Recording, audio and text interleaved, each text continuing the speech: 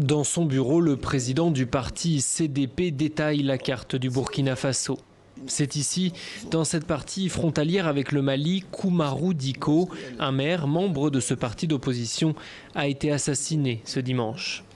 Le voir partir prématurément et surtout d'une manière lâche, assassiné lâchement par des barbares venus on ne sait où. Et pour quelles raisons? Tout cela nous amène dans un choc. Nous sommes consternés.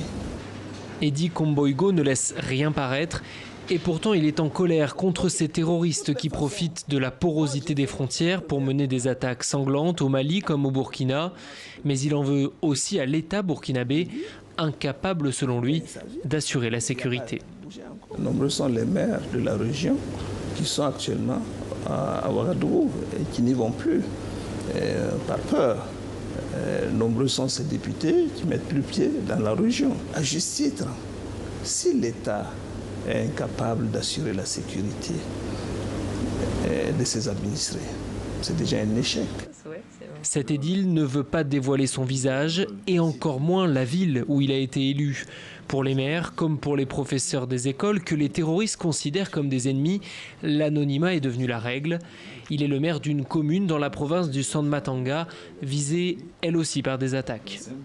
Compte tenu de la situation sécuritaire, nous avons essayé de réduire nos mouvements et les rendre beaucoup plus discrets aussi.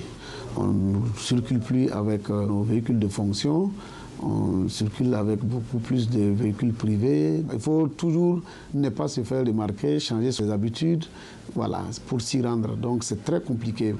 Cet élu a dorénavant laissé son écharpe de maire à la mairie. Elle a longtemps été sa fierté, mais ce petit bout de tissu aux couleurs du Burkina fait de lui une cible de choix.